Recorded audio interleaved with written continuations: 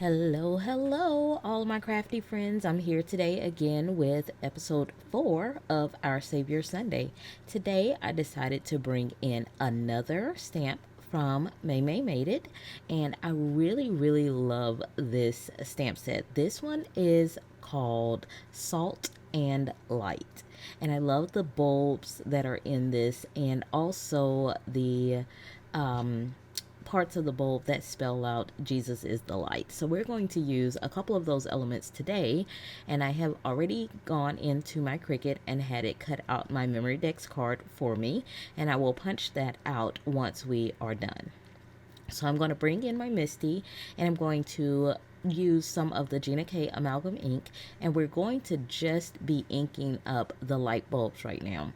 I have everything kind of placed where I want it to be, but I'm just inking up the light bulbs. Now, I think I've used these once before, but just so that I can get a really dark impression, I am going to stamp this out 2 times before we move on and do a little bit of Copic coloring. So I hope that today is finding you guys well. For me, I've been a little sluggish this weekend, probably for about the last week. I just feel like I can't get enough sleep. So I want to know kind of how you guys have been doing. I think that for me, it's probably just the lack of sun.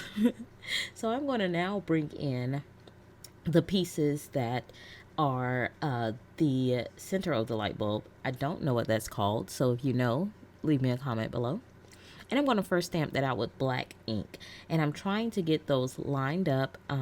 They have a really good placement, like you should be able to center it. I, as you guys know, am not the best at centering, so the very last light bulb is a little off center, and I think that it becomes more prevalent because I am going to go back in and heat emboss this. I think if I had left it in black, it would not have been as noticeable, but it's okay. It is handmade, right? Yes, it is. So I'm going to try to line that up as best I can. And again, I am just stamping this part right now. I am not stamping the actual sentiment on it. And I am going to stamp this twice, and I'm using that Gina K amalgam ink again so that I can get a really dark impression, which it really probably doesn't matter because, like I said, in the end, I end up heat embossing. But I think heat embossing this part was more of an afterthought. So that's what we have right now. So now what I'm going to do is I'm going to bring in my favorite, nope.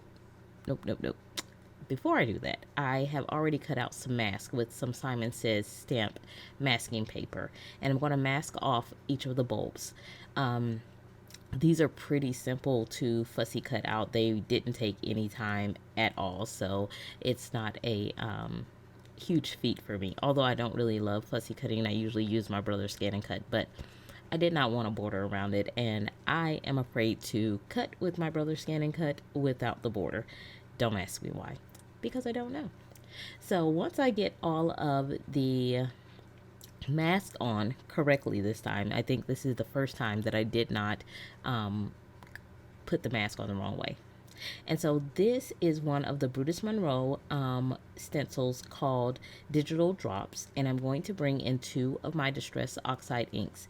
And first I'm going to take the Salty Ocean, and I'm just going to go over the entire Memorydex card just to put a light shade of color down. I'm not too worried about it being super smooth or super neat or anything like that. I just did not want the background to have a stark white color, so I'm going over everything with one of my blender brushes. And as you guys know, I'm pretty sure that this one is a makeup brush, but some of them I can't tell the difference because I have purchased some of the actual blender brushes, but then I have a couple sets that are from Amazon as well, and to be completely honest, I cannot tell the difference, and I didn't do a review on them. I don't necessarily even think about doing reviews, so I didn't do a review on them. I threw them all in my caddy, and they get used unanimously. Like, I don't pick and choose because I don't know which ones are which anymore. So that's that. And I take some micropore tape now, and now I'm going to bring in that blueprint sketch, and I'm going to use these this stencil to kind of bring in some texture to the bottom portion of our Memorydex card. I'm only doing this going toward the bottom up, and then once I remove the stencil, I'm just going to take whatever ink is left on this brush, and I'm going to kind of fade out those stencil mic drops to kind of fade it into the background so it's not as stark at the bottom. Okay, so now we've got that done. I've got a little bit of color. I have taken off the micro pour tape, and now I'm going to bring in my little Cricut picker tool, and I am going to remove the mask. Now, I always use my little picker tool just because when I'm wearing nail polish, I don't want to run the risk of getting any type of streaks on my card when I am trying to take off the mask. So here we go. We have the mask off, and now we're going to bring in a Spectrum Noir. It's kind of like a multi-liner pen, and I'm just going to create the lines for my bulb to make them look like they're hanging. Now there is a line in the stamp set that you could stamp. I just find it easier to just create the line because apparently I can't line anything up correctly. I'm thinking that's why I don't like layering stamps too much, or I don't want to say I don't like them. I don't use them very much because I don't line things up well. I don't know why, but I struggle. That is where I'm on the struggle bus at. So I'm just going to use my multi-liner, and it comes out just as well for me.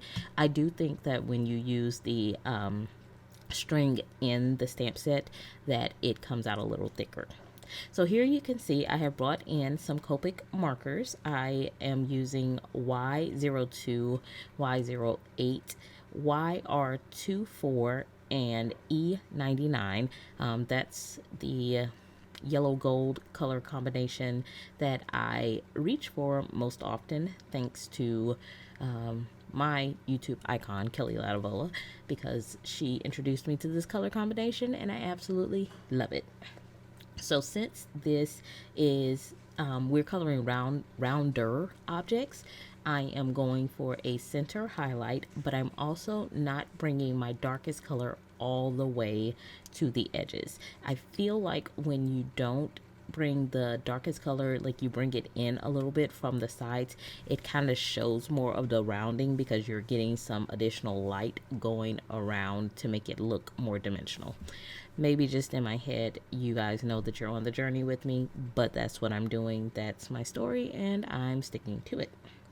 So we're going to go in and start with our darker colors now. I am doing the YR24, and what I'm doing right now is just kind of mapping. I'm going over all of the same areas again, kind of getting my paper good and saturated, and then I'm going to come back in with my colors, coming back through from my darkest back out to my lightest color in order to continue to fill in the bulbs. So this is my darkest color, E99. I do not use a ton of this color because I don't want my image to start looking brown. I want a gold looking color, but this does provide great contrast in your image. So I am using that just sparingly in the place where I want this to appear to be the darkest. Now I'm going to start working my way backwards. I'm coming back in with my Y24. I'm going back over the E99 and pulling it out a little bit more. Then once I get to my Y08, I will go over my YR24 and extend it out more, and then I will end with my Y02. So that's just kind of how I do it, and I am still working on getting my colors to blend out all the way because sometimes I feel like I'm over blending and losing color. So I'm working on trying to find a fine balance with that, and especially with the Y08 and the Y02, I feel like those colors are pretty far apart, so it takes a little bit of talent that I may have not mastered yet to get those to blend as seamless as I think they should. I'm sure it's fine, but you know, we are sometimes our own worst critic. So I'm going to finish this up with the Y02, kind of going into the center, and like I said, going over those edges again to make sure that it appears that the light is going back around the image. So once we do that, I am going to now start working on the remainder of the card. So what we have now, as you can see, we've got it all colored in. We are going to then bring in a gray marker because I felt like I needed to color in the tops a little bit more. Like the stamped image did bring the darkness out, so the shadows were already there, but I wanted to kind of go over them, and so I used the C7 and then I used the C5, and I didn't really leave any white space, although I was attempting to.